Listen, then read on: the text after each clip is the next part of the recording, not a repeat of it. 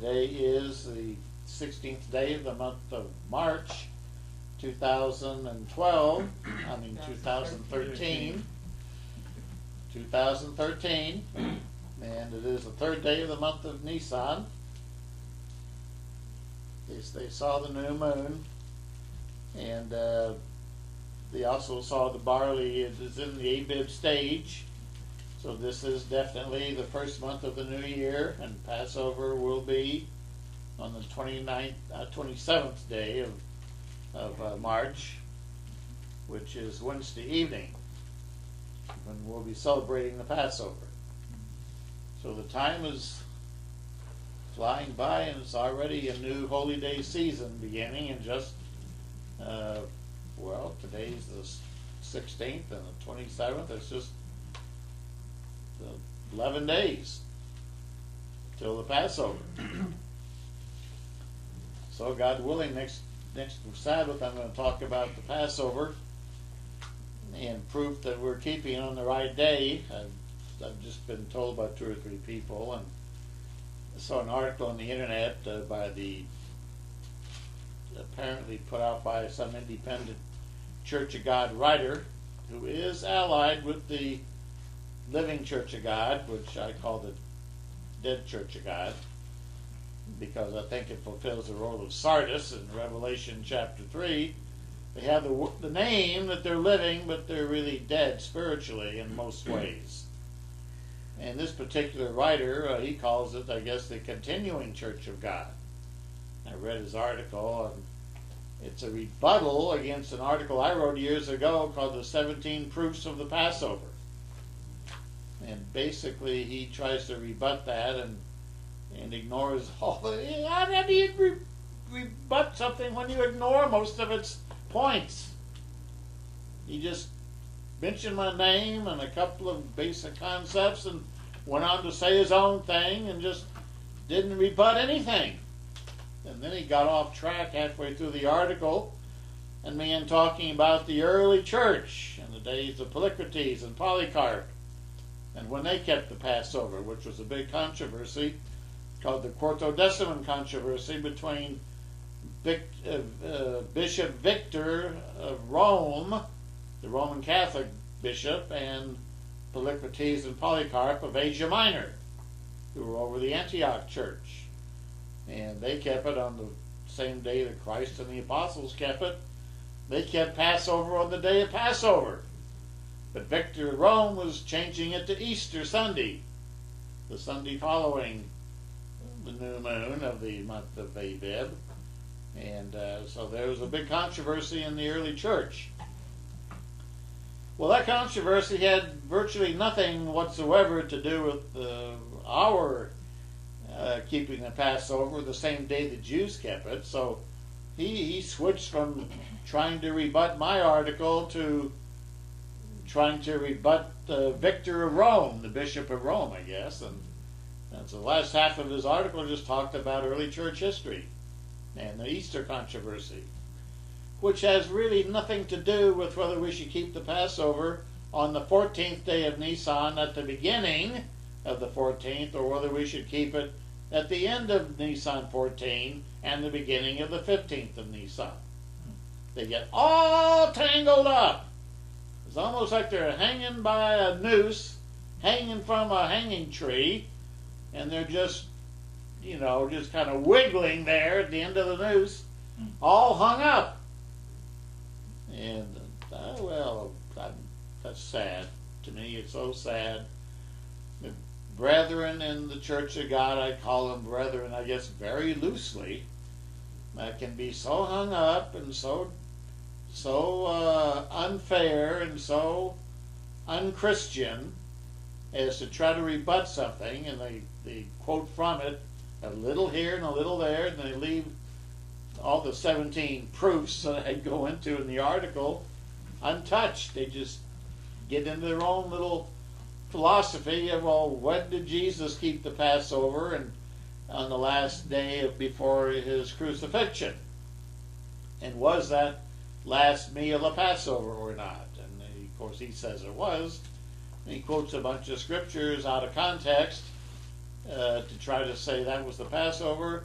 Ipso facto, end of discussion, end of proof, slam, bang, case is closed.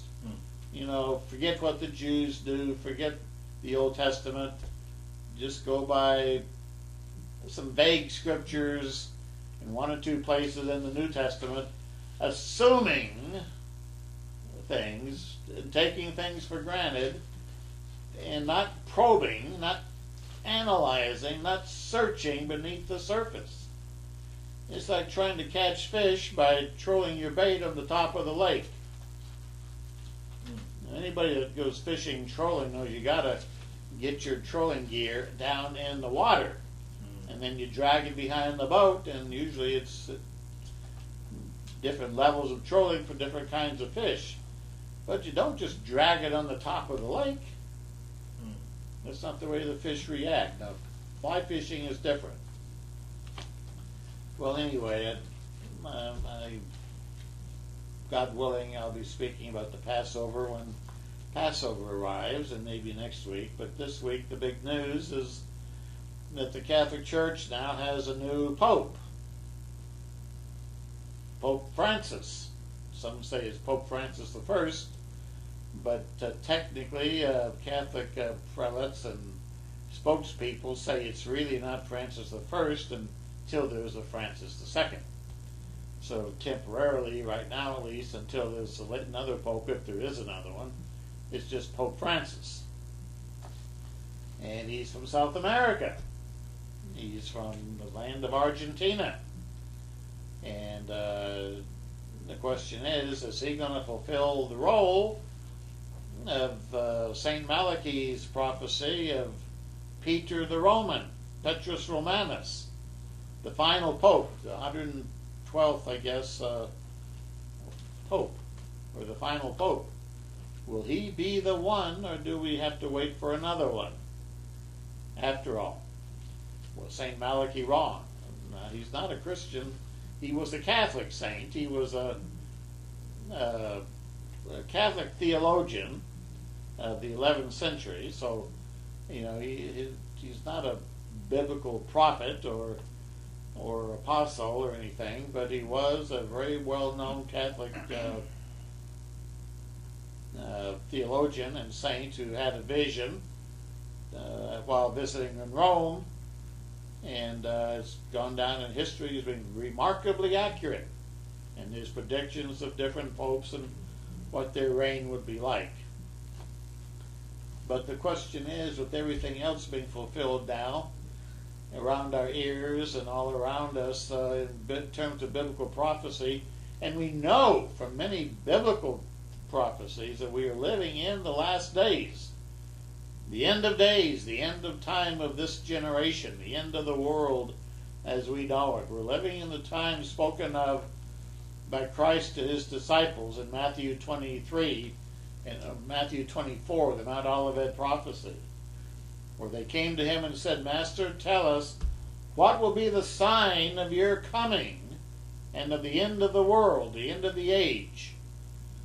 The Greek word they used there was aeon, meaning age or world, either one. And then he began to give them a list of things which would happen, a category of things which would come to pass, leading up to and introducing the time of his return to this earth to establish the kingdom of God. And one of those signs mentioned in that chapter of Matthew was the abomination of desolation has to be set up in the temple of God. And we can take that literally or even figuratively or metaphorically. An abomination of desolation being set up in God's temple, and the temple is also a type of the church of God. The Apostle Paul says that Christ is building a church, and we are the building blocks of that temple, with Christ himself and the apostles and the prophets being the cornerstones, the foundation stones. In Ephesians chapter 2, In verse 20, Paul says, we've been built on the foundation of the apostles and the prophets, Jesus Christ himself being the chief cornerstone, in whom, verse 21, the whole building, being fitted together, grows into a holy temple in the Lord. So we, as a church, are compared to a holy temple of God, the temple of the Lord. And so this fulfillment of this prophecy about something, an appalling sacrilege standing in the holy place, can have more than one definition. It can refer to the temple of God. The remains of God's temple today is the Wailing Wall at the Temple Mount in Jerusalem. But the Church of God is also a type of a temple. And the leading church on the earth today, which professes to be the Church of God, is the Universal Church, or the Catholic Church, the Roman Catholic Universal Church, which has 1.2 billion members. And 500 million of those, almost half, are in South America. So what about this election of this Pope that's just been chosen by the cardinals at the Vatican in the Sistine Chapel to be the next Pope? Could he fulfill the bill? Well, I want to take a look at him today, and his background and his history, and what's transpiring before our very eyes. But as a prelude to that, let me just say that when Pope Benedict XVI resigned and gave up the papacy in February, that very day, lightning struck the Vatican, St. Peter's at the Vatican. Lightning struck St. Peter's, as I understand it, twice on that day. Now, lightning striking St. Peter's could be very significant. If you turn over to Luke chapter 10, Luke chapter 10, Christ says, after he'd sent the 70 disciples out, and they returned to him with joy after having preached the gospel and cast out demons and healed the sick, and they came back to him with joy, saying to him, verse 17 of Luke 10, Lord, even the demons are subject to us in your name. And then Yeshua said to them, I saw Satan fall like lightning from heaven. I saw Satan fall like lightning from heaven. He was there when Lucifer was cast out of heaven down to the earth. And in his fall, it was compared to lightning striking the earth. So I think it's interesting that the day that Benedict XVI resigned the papacy, lightning struck the Vatican, struck St. Peter's twice. Lightning, a type of Satan the devil, coming down or being cast down. Lightning striking the Vatican, and a new pope emerging. And what role will he have in world affairs? Well, let's look at some evidence here. This is an article that came to me from the internet. I won't mention who sent it at this time. But it's about Petrus Romanus from the co-author Chris Putnam. And he says rumors have circulated for years among scholars in the Holy Land that one of the scrolls, the religious writings of the Essenes found in caves near the Dead Sea between 1947 and 1954, one of them made its way to an antiquities dealer in one of the nearby Arab capitals. On Monday, the Jerusalem Report magazine reported that in 1974, Benedictine monks bought the parchment filled with 1,000 lines of Hebrew text and spirited it to a monastery on the German-Austrian border and secretly studied it. The monks were sworn to secrecy, but one, identified only by the pseudonym Matthias, broke the vow, and he bequeathed the transcript and his commentary to a German friend after he died in 1996. According to available documents, the Benedictine monks of the Roman Catholic Church have intentionally kept this scroll from public view, believing it to be too important to be hidden away. German Benedictine Matthias Günther reportedly said, "I promised that I would not carry the secret of this missing scroll with me to my grave. Therefore, he arranged for it to be publicized upon his death in 1996. Dr. Stephen Fan, a leading Dead Sea scholar of the scrolls, examined the copies of the text and determined that it could be authentic." Now, Putnam goes on and says, in both the books Apollyon Rising and Petrus Romanus, there is a synchronicity established between Vatican City and Washington, D.C. That those two cities, Rome and the Vatican and Washington, D.C., have something in common, something very synchronous about them. This was suggested concerning the eschatological beliefs of the occult elite that rule this world, and it pertains to the return of Apollo, the god Apollo, whom they believe will rule a final earthly empire, come down in human flesh, you might say. The capitals in both cities, the Vatican, Rome, and Washington, feature an occult architecture, the way the cities are laid out, between a dome, feminine, and an obelisk, a phallic Egyptian symbol of fertility, which seem to suggest, he says, a sorceress birth. Our present investigation, he and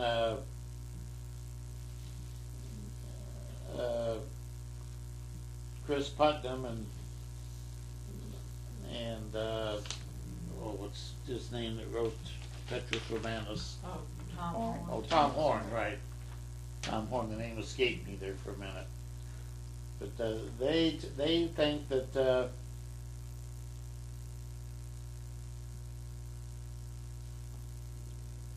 their investigation links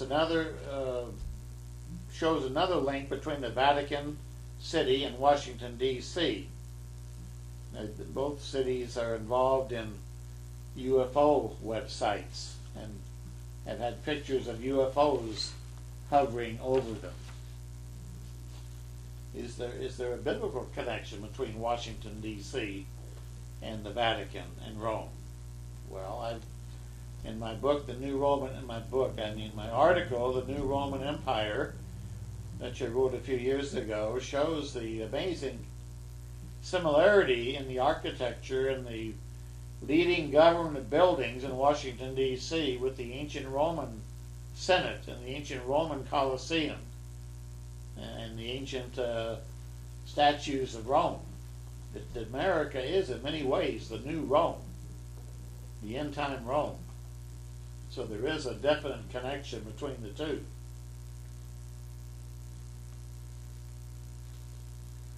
On November 6, 1954, Italian diplomat Dr. Albert Perego reported seeing a fleet of UFOs hovering over the Vatican City, and reported that to numerous agencies, including the Vatican. And that Vatican has their own astronomical observatory. The National Investigations Committee on Aerial Phenomena was a civilian UFO research group active in the United States from the 1950s to the 1980s. They say, according to Italian diplomat Alberto Perego, at that time working in Rome, he was later attached to the Italian consulate in Belo Horizonte, Brazil. Hundreds of people watched a display of numerous small lights, like white spots, sometimes with a short white tail, a short white trail, which formed and reformed in rough geometrical patterns, resembling successively the letters V and the letter X. Then they separated into two serpentine curves, which moved off in different directions. He published his testimony with diagrams in a book published in Italy, and then in 1985 in an issue of Flying Saucer Review. Now, so again, we see the Vatican connected with alien phenomena, occult phenomena, in Washington, D.C.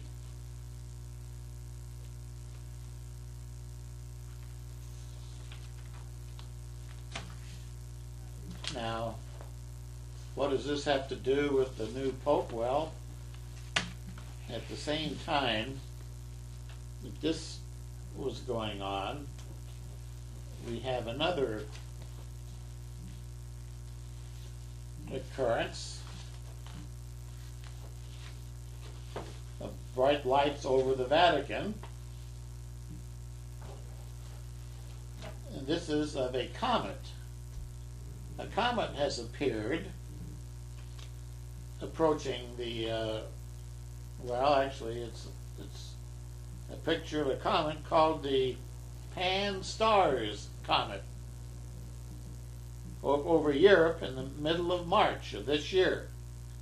March 12, it is pictured as coming up above the tree line in the city of Rome's apartment line.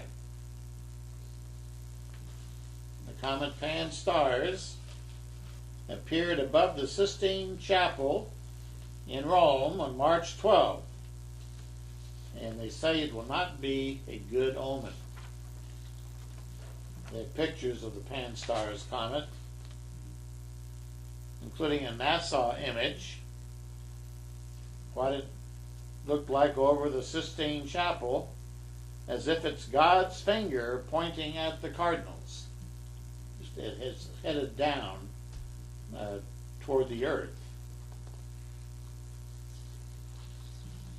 by God's finger pointing toward the earth. Comets from days immortal have been harbingers of doom, or they're considered God's warning omens. This year we're going to see two naked eye comets. The Pan-STARRS comet, which is present this year around Passover time in March 12, and then at the end of this year, at the Feast of Tabernacles, the Ison comet is going to appear, a much brighter and dominant comet in the sky.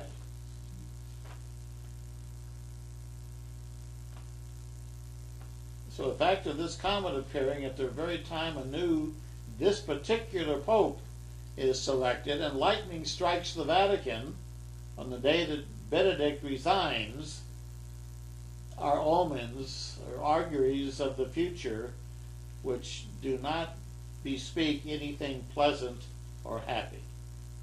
They are, or you might consider them, evil omens. Comets are notorious as being harbingers of doom, as I mentioned.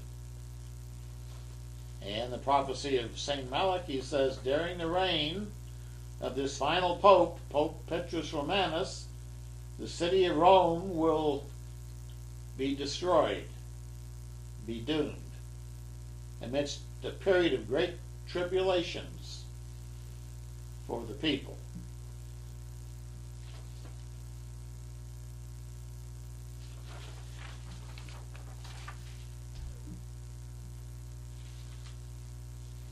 this comet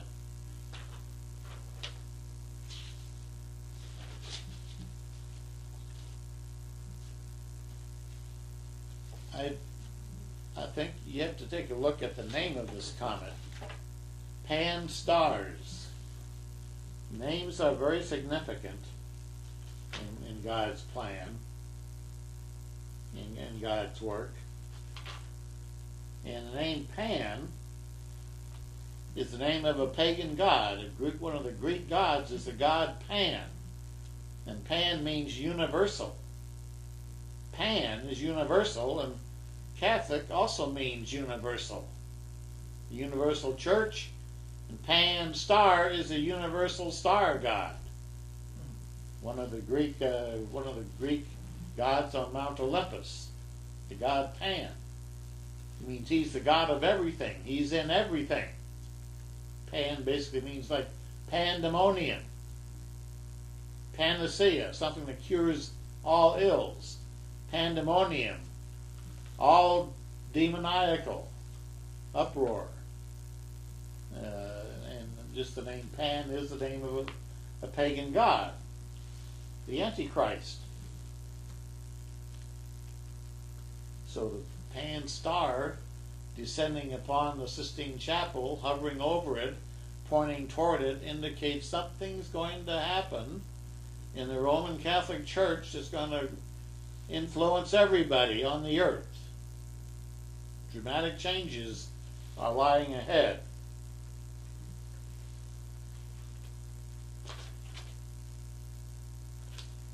Now,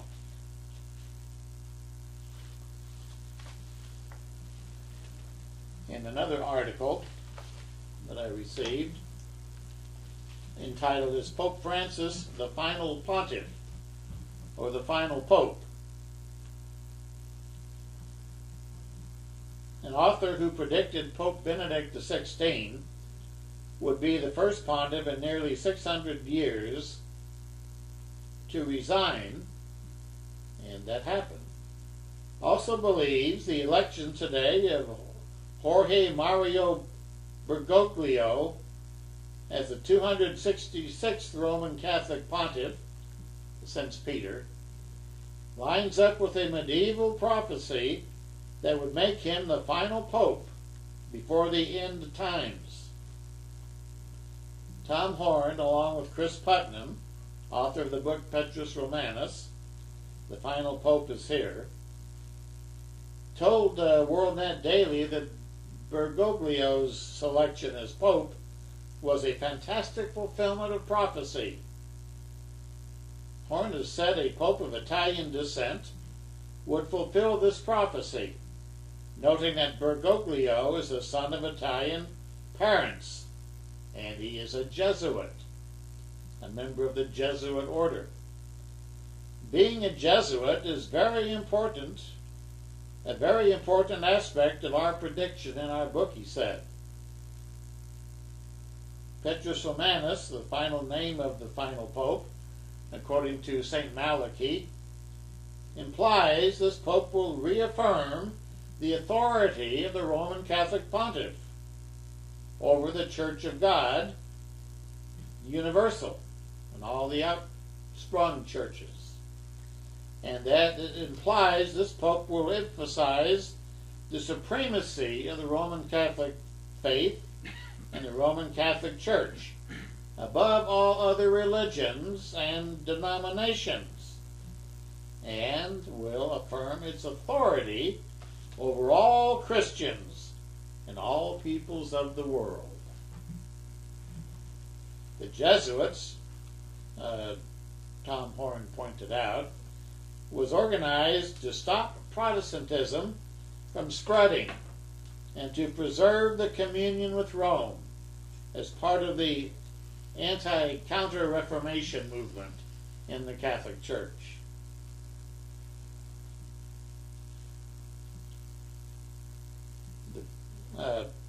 Bergoglio, the final pope then, if he is the final pope, and the one prophesied to reign over the church as it enters a period of great tribulation, named himself after St. Francis of Assisi. Now, who is St. Francis?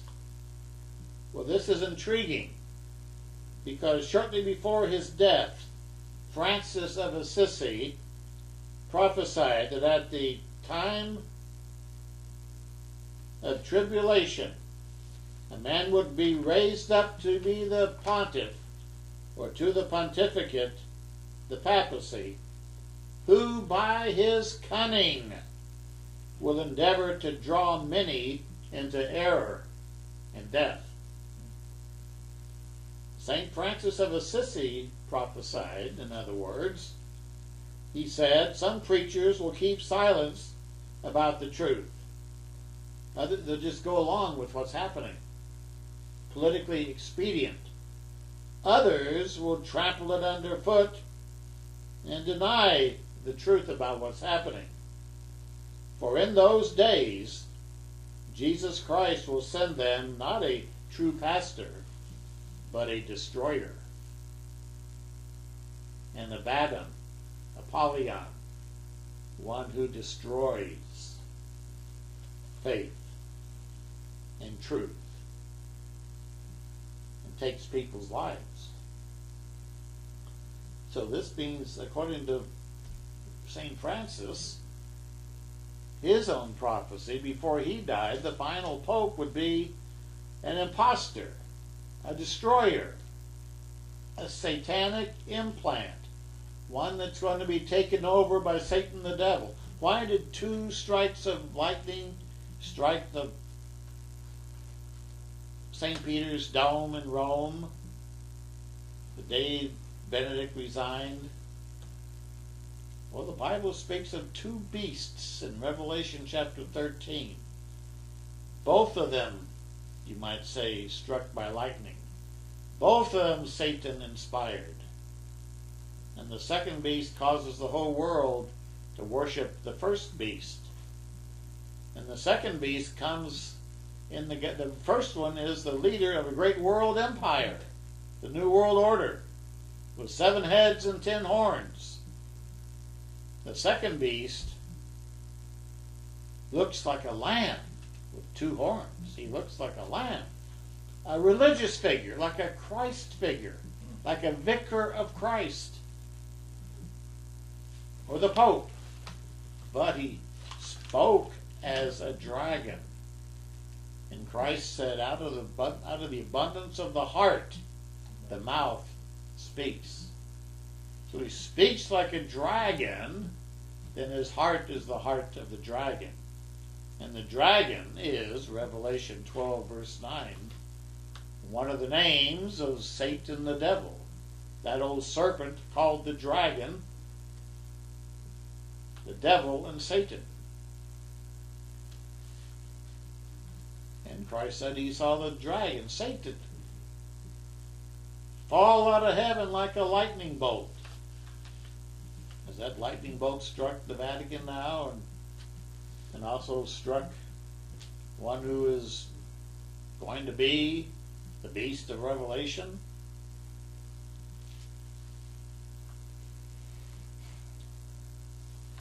So he said, St. Francis said,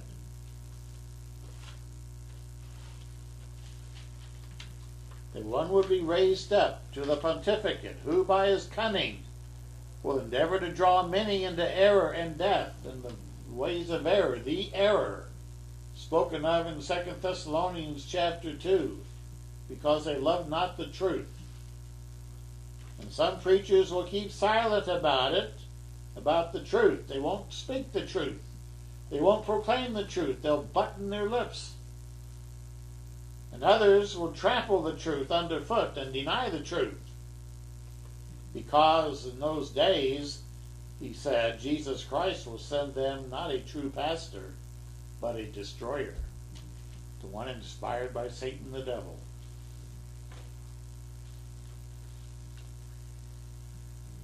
It is interesting, he says also, that Bergoglio, in naming himself Francis, after Francis of Assisi, he named himself after an Italian. His parents are Italian. His father was from Italy, although he himself was born in Argentina. But they are Italian. So he is Roman by heritage and by family. He branded himself after a Roman, Assisi, whose original name of St. Francis of Assisi was Francesco di Pietro di Bernardone. So the one he's following, he branded himself as, was literally Peter the Roman, Francesco di Peter de Bernardone, literally Peter the Roman. So he does fulfill in that regard the title Petrus Romanus, Peter of Rome. And then in other ways he has the potential of fulfilling that prophecy, because he is a Jesuit and strongly centered on Rome and the teachings, the historic Roman Catholic mission or purpose. According to another article that I'm looking at now from about his election marks a turning point at the Vatican. This is not just a carry all, forward march we go, election of a new pope. It's a turning point in the Vatican. We're living in historic times, a turning point. And this is from a Vatican insider. He says that Francis' election marks a turning point. Something's going to change. Vatican insider takes a closer look at the man just elected to the papal throne. A not-so-hidden candidate was there. He was almost elected back in 2005 when Benedict became the Pope, but he withdrew his name from contention at that time. This man was the one who gave the shortest speech of all his fellow cardinals during last week's general congregations. He kept within 5 minutes. He gave a heartfelt speech about a church capable of mirroring God's merciful side.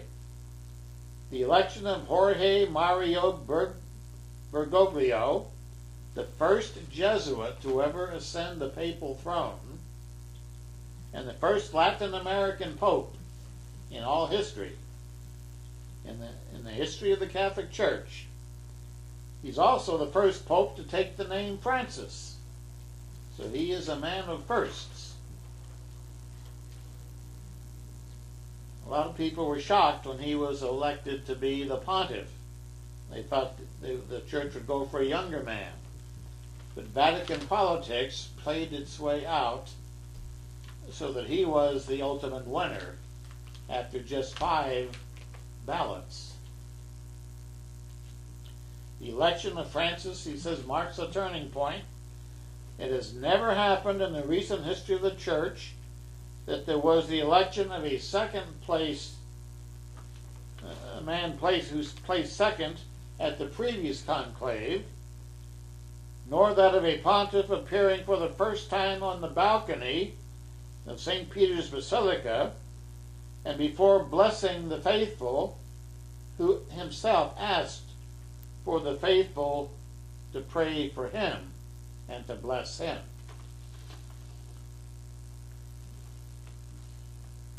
So he is, I would say he was winning the world over. He's winning the hearts of the faithful by his apparent humility. The fact that he is noted for rejecting having a chauffeur-driven limousine, and he takes the bus to work when he was a cardinal in Buenos Aires, Argentina. He rejected the mansion provided for the local cardinal there, and he elected to live in a small apartment and to cook his own meals. So he is a man of firsts in many ways and appears like a lamb, a mild-mannered, merciful, kind lamb. But the question is what is he going to do? Could he be the one that fulfills the role of the false prophet of Revelation? The one who helps the beast and leads the world to worship an alien Christ, an antichrist. In recent years, Bergoglio has always acknowledged the risk of the church becoming too self-referential, too concentrating on itself instead of evangelizing the world. If the church stays wrapped up in itself, he said, it will age. And if I had to choose between a wounded church that goes out into the streets and a sick, withdrawn church, I would definitely choose the first one. So he wants the church to get back to its main job of evangelizing the world and proclaiming the gospel as they teach the gospel.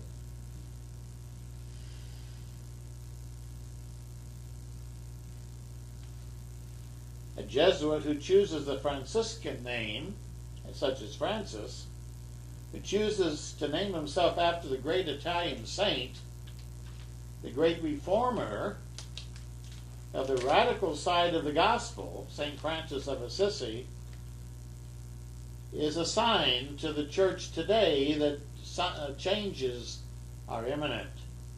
Changes are coming. As he is actually following, by naming himself Francis, a radical saint who abjured wealth and was noted for his poverty and administering to the poor. And Pope Francis has a similar pedigree. But what else is in his backlog? What else is in his background? As I said earlier, Tom Horn, in his book Petrus Romanus, he told WorldNet Daily that Bergoglio's election to the Pontiff and the papacy is a fantastic fulfillment of prophecy. Absolutely fantastic. I think that's something we ought to keep in mind.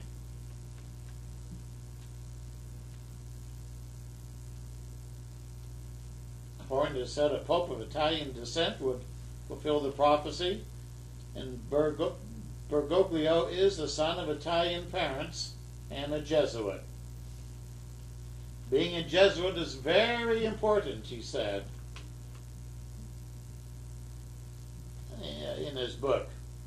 The Jesuit order was originally organized to stop Protestantism from spreading and to preserve the communion of the Christian church with Rome and the successor of Peter. That is, to keep all the churches in the communion of Rome and under the authority of the Roman Pontiff, who claims the authority of Peter. Now, Peter is an ancient word in the Hebrew language, and the Aramaic language, which means interpreter, the interpreter. Simon Magus was also the great interpreter who went to Rome in the days of Simon Peter and opposed the gospel of Jesus Christ with his own Christian gospel, calling himself Simon, a wonder worker and a doer of miracles. And the whole Roman populace, it says in the church history about Eusebius, followed this Simon Magus, at least for a while.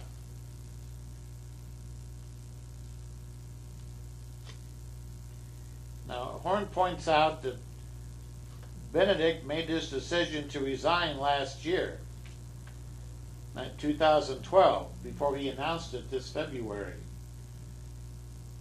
60 years ago, a Belgian Jesuit theologian and academic named René Thibault came up with the date 2012 as the culmination of Malachy's prophecy and the date the final pope would take office. Over 60 years ago. And he was a Jesuit theologian and an academic. Thibault's work was published in French only 4 months before he died. Tom Horn and Chris Putnam translated the Belgian priest's rare 1951 book, which was entitled The Mysterious Prophecy of the Popes. They translated it into English. Adopting the methodology of a mystic as well as a scholar, they write in their new book, Thibault makes a compelling case that the prophecy of the popes is a real supernatural prophecy. It has a supernatural underpinning. That doesn't mean it's of God. Many things that are supernatural are of the devil. Signs and lying wonders Paul warns about in 2 Thessalonians chapter 2. John in Revelation 13 warns that the second beast, the false prophet, is going to perform signs and lying wonders, even causing fire to come down from heaven.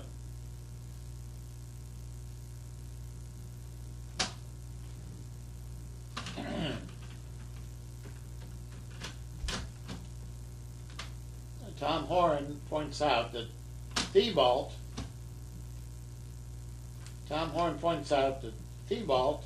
is among many Catholic leaders, including popes, cardinals, and priests, who've affirmed Malachy's work, which was kept in the Vatican archives for 5 centuries before it was first published.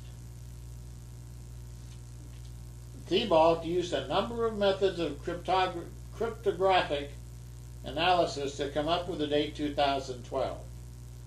Including, he calculated the average length of papal reign up until the time he wrote his book. In other words, 2012 was seen as an end times event horizon by at least one Jesuit priest, Thibault, before most people today were even born. Malachy, in his final prophecy of his list of popes, Malachy lived from 1094 to 1148 AD. And he says of the final pope, quote, in the extreme persecution of the Holy Roman Church. And people might say the Roman Catholic Church is being persecuted today in an extreme fashion because of all the cases of pedophiles and homosexuality and illicit sex by priests in the church, and lawsuits around the world and throughout America and Europe. Many people have left the Roman Catholic Church, and they would call this a time of great persecution. So Malachy said, in the extreme persecution of the Holy Roman Church, there will sit Peter the Roman, who will nourish the sheep in many tribulations. When they are finished, the city of 7 hills will be destroyed, and the dreadful judge will judge his people. And that's referring to the dreadful judge, to Almighty God himself, Jesus Christ, who will come to judge the world, as Enoch said, and all the prophets and the apostles wrote. Christ is coming in our day his second coming to judge the world. First of all, to judge the saints, and then to judge the world. Okay, well, Pope Francis, the man from Argentina, the Italian bishop and cardinal, now the Pope. What do we know about him? What do we really know about this man? I have studied World War II quite extensively, and the rise of Hitler and the Nazi Party in Germany, and the alliance between the Vatican and Pope Pius XII of that day and Nazi Germany and Hitler. Now, they had a concordat between the Vatican and Mussolini of Rome, who was the ally of Hitler. The Roman Pontiff agreed to be neutral in the war, but secretly did many things to support Mussolini and Hitler. And the record of the Vatican in World War II was despicable. They did what was politically convenient and expedient. They wouldn't go against Hitler, so they condoned what he did and kept their mouths shut. If we have a new Hitler rise up today in the world, will the Vatican also keep its mouth shut and go along and support the new Hitler, the new world order ruler, the Antichrist? Well, let's take a look at the record. Pope Francis was born into a middle-class family of 7 in 1936. His father was a railway worker who immigrated from Italy. He became a priest at age 32, a decade after losing a lung due to respiratory illness.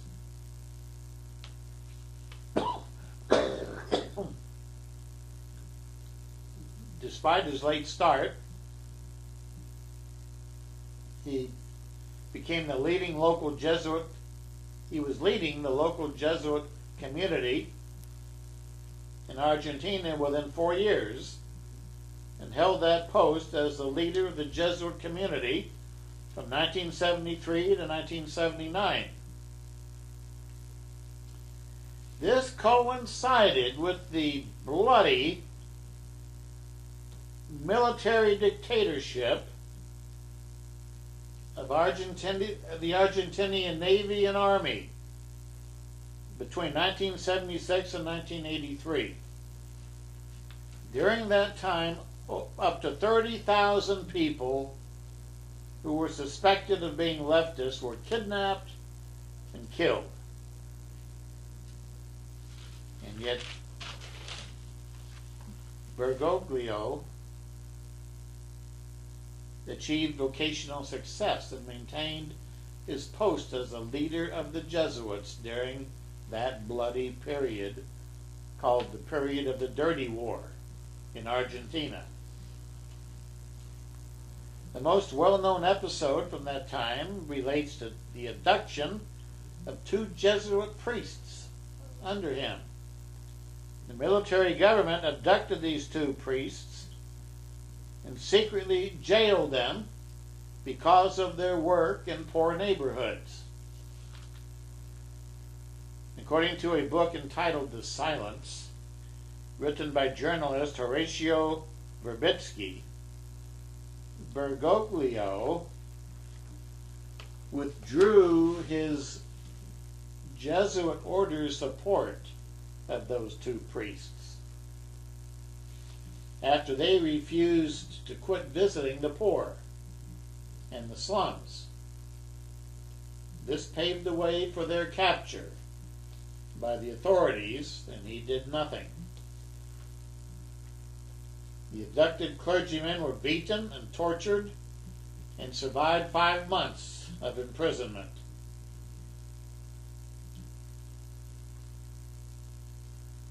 Fortunato Malachy, the former dean of social science at the Universidad de Buenos Aires, said history condemns him. It shows him to be opposed to all innovation in the church, and above all, during the dictatorship, it shows he was very cozy with the military.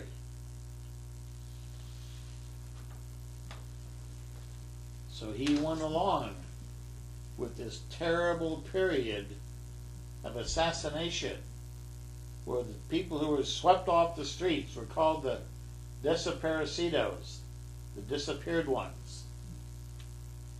And most of them were put to death. As many were tortured by the criminal militaristic government.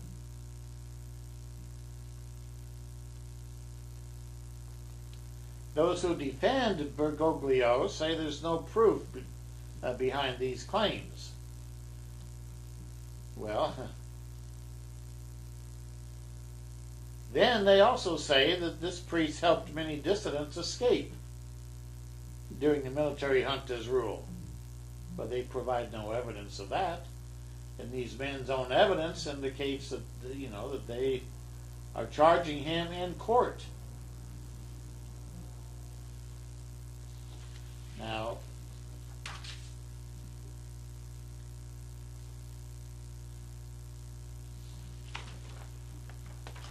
going on,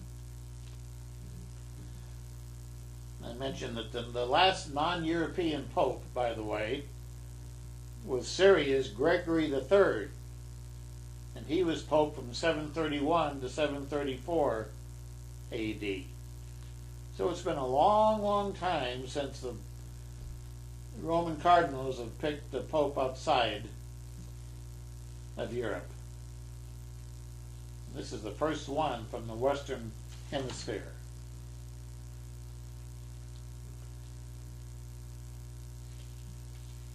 The legacy of the Jesuits. The Jesuits were founded by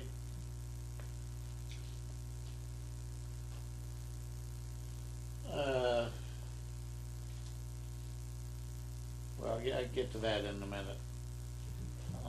Let's continue on with Bergoglio and his record. His role in the Dirty War has been the subject of controversy. At least 2 court cases directly involved Bergoglio. One examined the torture of 2 of his Jesuit priests who were kidnapped in 1976 from the slums where they were preaching and advocating liberation theology. One accused Bergoglio of effectively handing him over to the junta. Both men were eventually freed after 5 years, and they claimed that some claimed that this was because of Bergoglio behind the scenes taking actions to save them, including persuading the dictator Jorge Videla's family priest to call in sick so that Bergoglio himself could go say the Mass in the junta leader's home, where he privately appealed for mercy for the 2 men. His intervention likely saved their lives, they say, but Bergoglio never shared the details until 2010, when he was interviewed.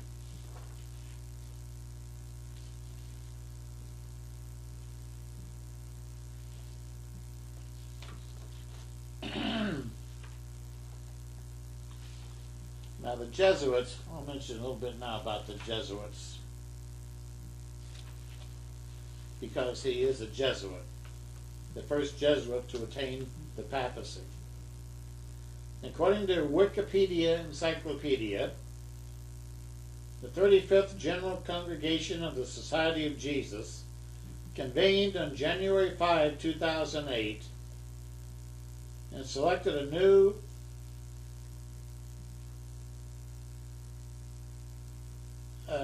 leader, as the superior general of the Jesuits.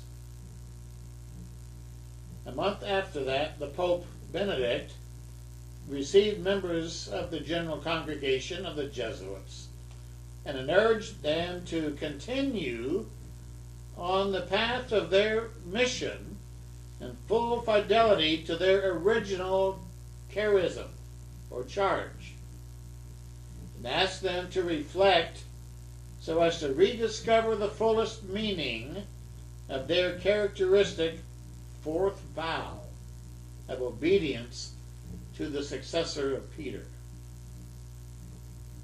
What is this fourth vow? A vow to obey the Pope. Whatever Pope is in charge, he wanted them to rediscover the full meaning of obedience to the Pope's dictates. Whatever the Pope says is their law.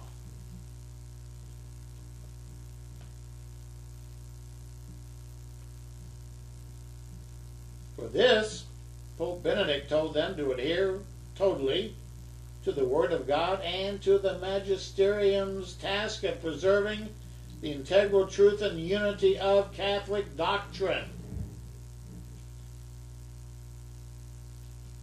According to the Pope, this clear identity is important so that many others may share in your ideals, and you can effectively and enthusiastically do your job. And they responded with a formal declaration entitled, "With New Fervor and Dynamism, the Society of Jesus responds to the call of Benedict XVI," whereby they confirmed the Society's fidelity to the Pope. They're the Pope's legions, the Pope's army, the Pope's militant branch of the papacy. As the Jesuit Bergoglio then makes the perfect Pope. Notice that he was elected March 13, 2013. Third month, 13th day, 13th year of the century. 1313, and at 8:13 in the evening. This is phenomenal occult numerology, all these 13s. Specifically on this very date, the 13th of March, Pan-STARRS, Pan means universal, pandemonium, Pan-STARRS, the pan-demons, stars, fallen angels are called stars in Revelation 13. 1/3 of the stars were taken by the serpent, the dragon, and cast down to the earth with him. So Pan-STARRS, the comet, appeared in the sky close to the moon, even silhouetting the moon, according to space.com.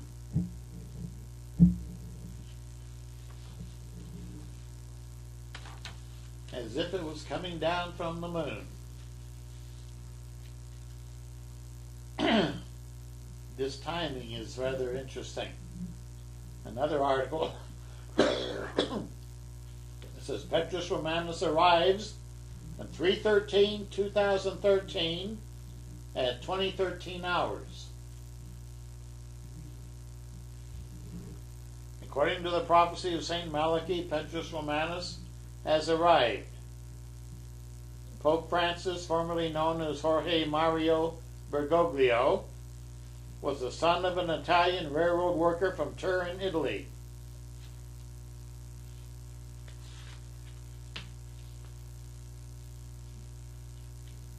So he is of Italian ancestry.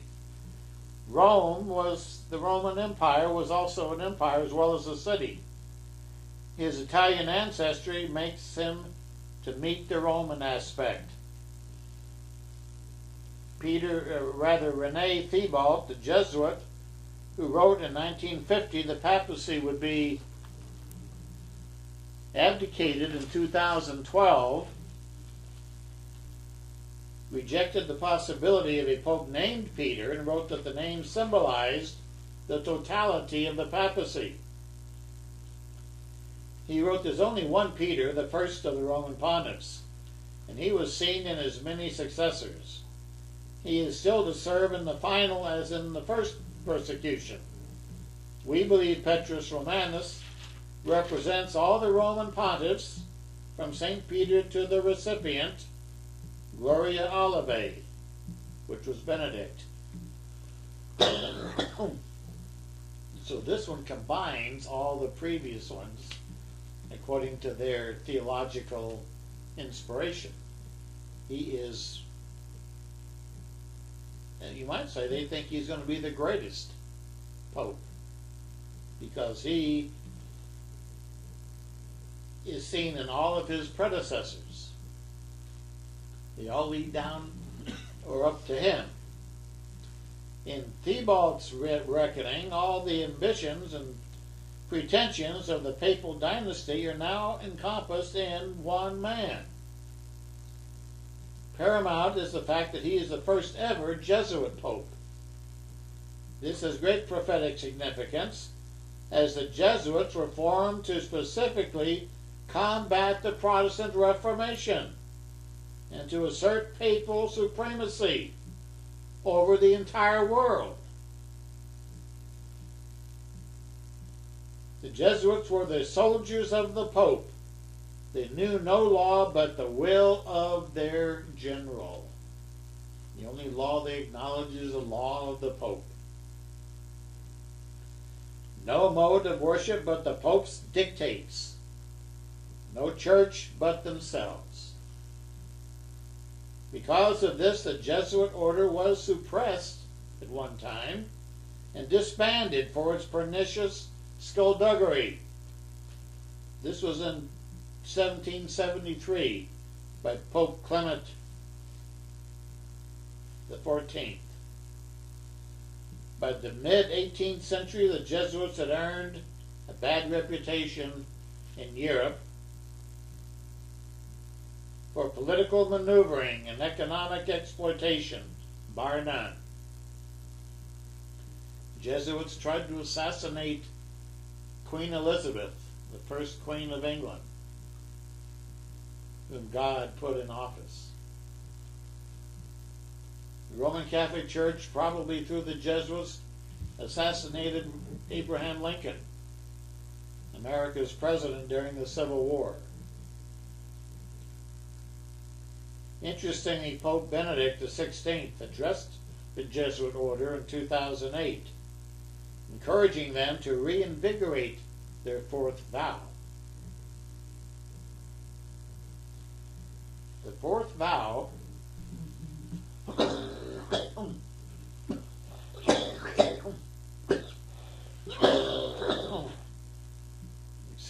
the fourth vow is the one where they pledge allegiance to the Pope, whatever he says.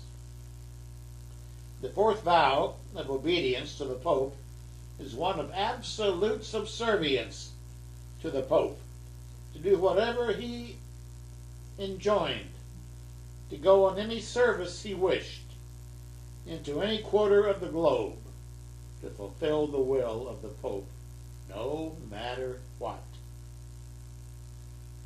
A few ex-Jesuits have called this a blood oath, involving pagan rites, which laid bare the suppressed, which were laid bare in a suppressed document called Jesuit Extreme Oath of Induction. This is recorded in the records of the United States Congress. According to this document, they are indoctrinated into the principles of Gestum Necar Regis Impius. When a Jesuit of the minor rank is to be elevated to command, he is conducted into the chapel of the covenant of the order, where there are only 3 others present, the principal or superior standing in front of the altar. On either side stands a monk, one of whom holds a banner of yellow and white, which are the papal colors, and the other a black banner with a dagger and a red cross above a skull and crossbones, with the word INR, and below them the words Justum, Nicar, Regis, and Pius, the meaning of which is, it is just to exterminate or annihilate impious or heretical kings, governments, or rulers. That's what they swear to.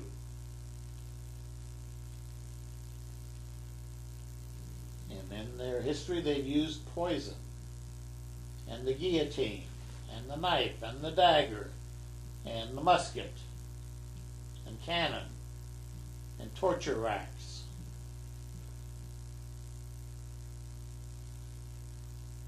Today, the Jesuit order has 19,000 members. There are 13,500 priest members. Some have taken the 4th vow, the secret oath, in which killing a heretic is not considered a crime. The ranks of Jesuits are thinning. There used to be 36,000 in the mid-1960s. They are geographically organized into 91 provinces.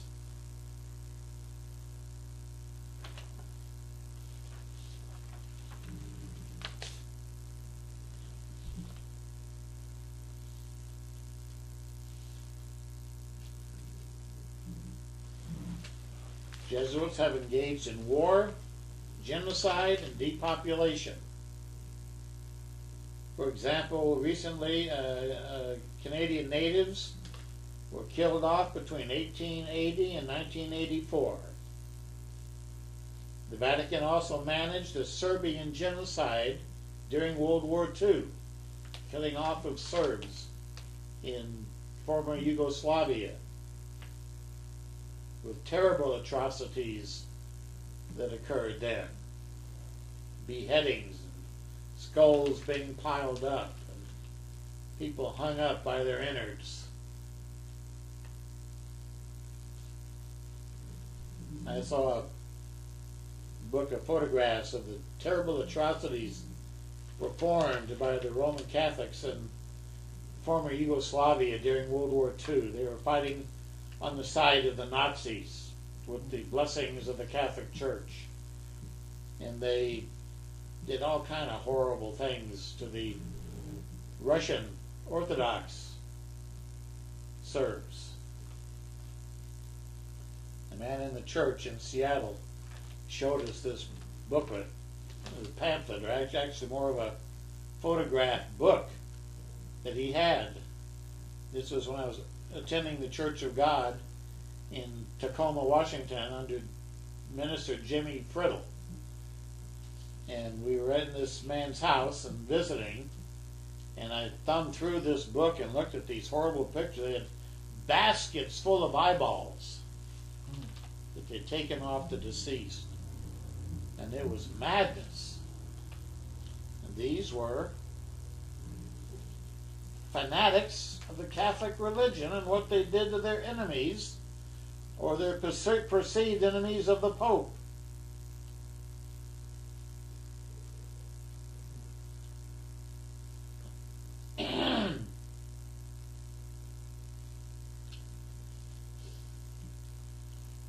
According to Roman Conti,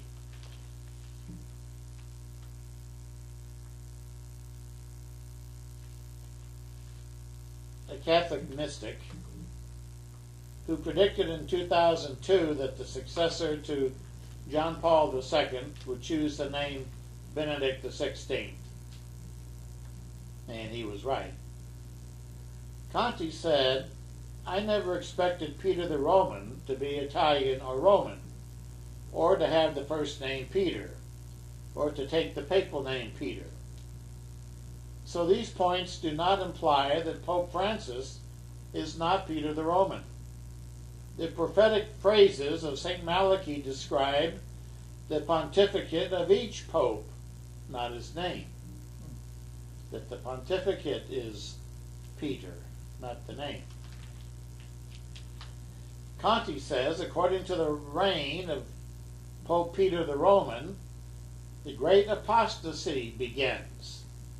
And this pope will mark the first part of the tribulation during our generation. The media and the Catholic faithful have been celebrating the choice of the name Francis, which is a first and foremost,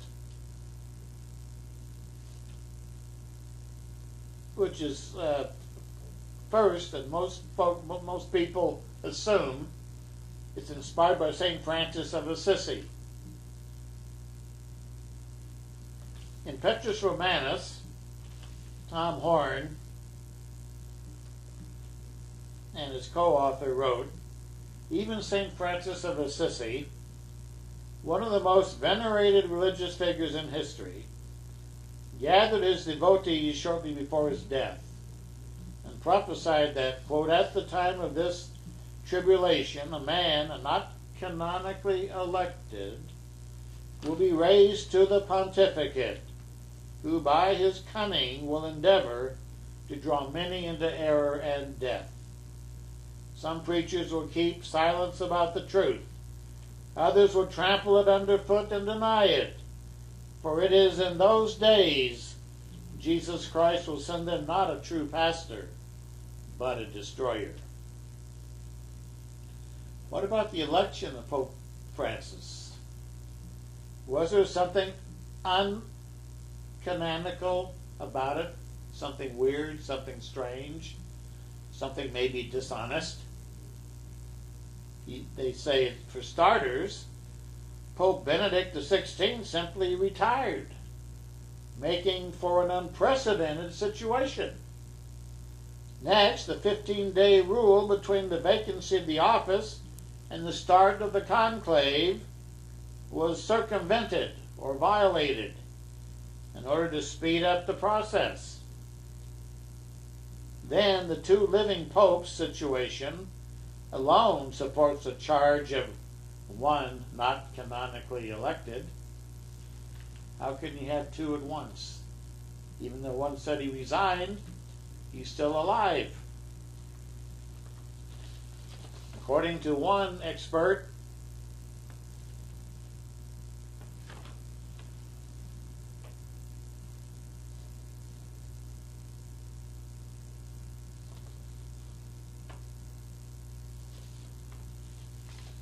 as can be seen on the coat of arms of Francis' coat of arms, he was not a bishop despite being a cardinal. And they show a picture of Cardinal Bergoglio's coat of arms as of 2010. And they say, be careful though, it's been changed since then. You can go to a website that has ecclesiastical heraldry, and you can find the coat of arms. As it was displayed in 2010, it uses a Jesuit solar deity symbol, the sun god.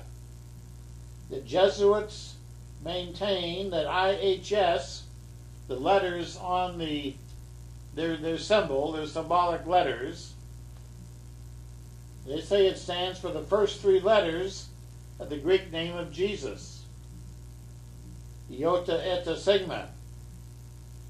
But if that is so, the name of Jesus in Greek is Yeshua, or Yesu. So why not use the Greek letters IH Sigma? Other researchers say the letters IHS really represent the ancient Egyptian Trinity. I is Isis, H is Horus, and S is Set. The original Egyptian Trinity, worship of the sun god in Egypt. That's on his personal coat of arms.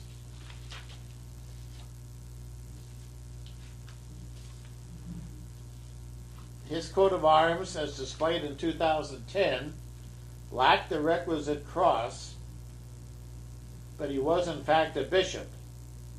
He was named auxiliary bishop of Buenos Aires in 1992 and titular bishop of Auca in 1992, June. This is very odd, they say, because heraldic specialists assert either ineptitude on the part of the designer, suggesting something is amiss in the coat of arms. Could the strange rule-bending circumstances surrounding Pope Benedict's retirement suggest that he is the uncanonical pope that St. Francis prophesied? This malformed coat of arms of Francis.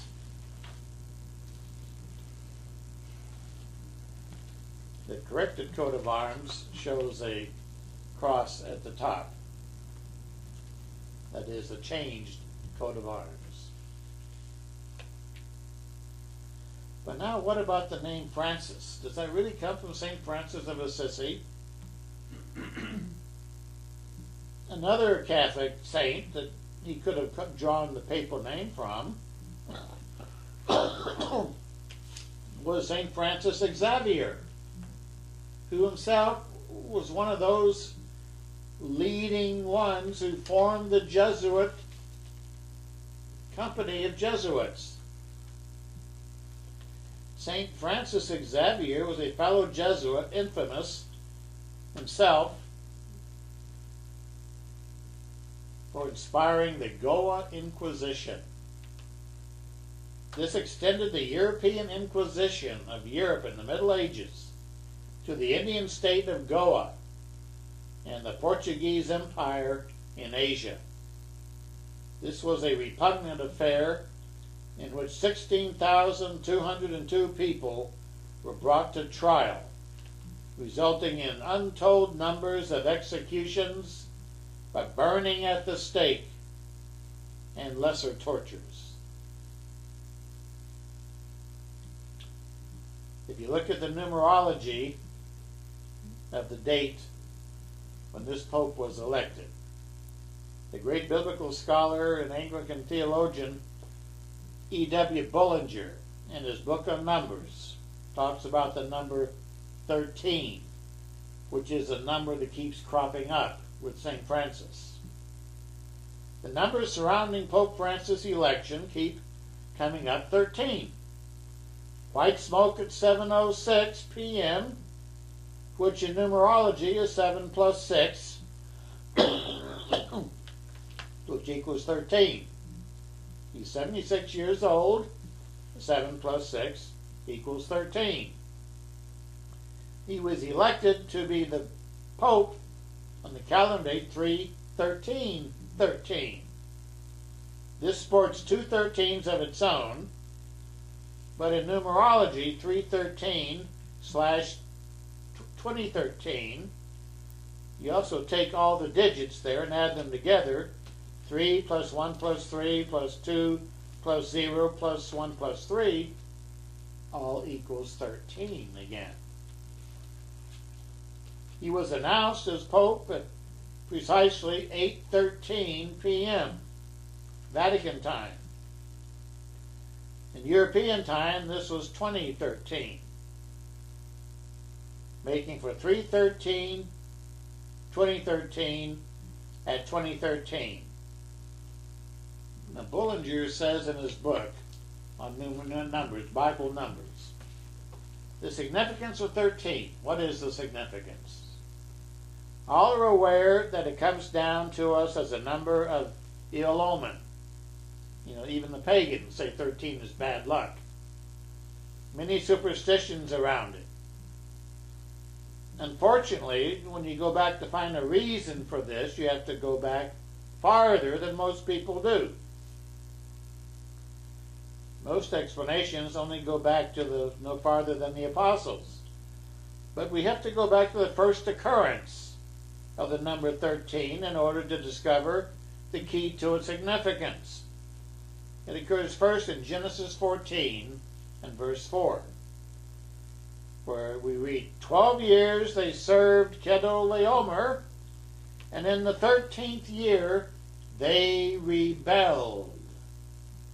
13 equals the year of rebellion. So Bullinger says, hence every occurrence of the number 13, and likewise every multiple of it, stamps it with that which it stands in connection with rebellion, apostasy, defection, corruption, disintegration, revolution, or something kindred. So all these things happening on this particular date gives this event the stamp of apostasy, rebellion, corruption, contamination. A very significant event, a very significant date. 13 is the number of rebellion.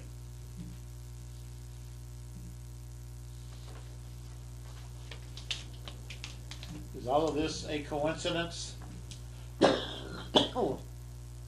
Well, Revelation 13 and 12.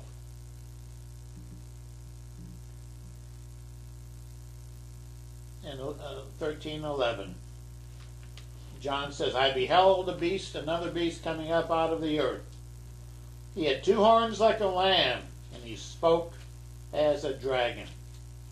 Chapter 13, Revelation. Chapter 13 talks about the end-time world empire, the beast of Revelation, and the second beast of Revelation, which looks like a lamb and looks like the church of God, like a lamb, picturing Christ, claiming to be the vicar of Christ. But it speaks with the mouth and the heart of the dragon, Satan the devil, and kills all those who will not worship the first beast, the Antichrist. So is all this just coincidence, just circumstantial? Well, we all have to decide that for ourselves. But the biblical prophecy alone points to the papacy. The second beast is predicted to be viewed like a lamb, and the accolades expressed on 3/13/2013 support that perception.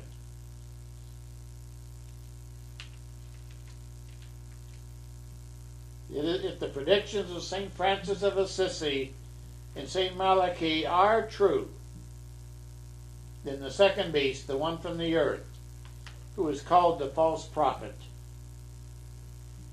is revealed. Petrus Romanus has arisen, the one who will lead the world into apostasy to worship the beast,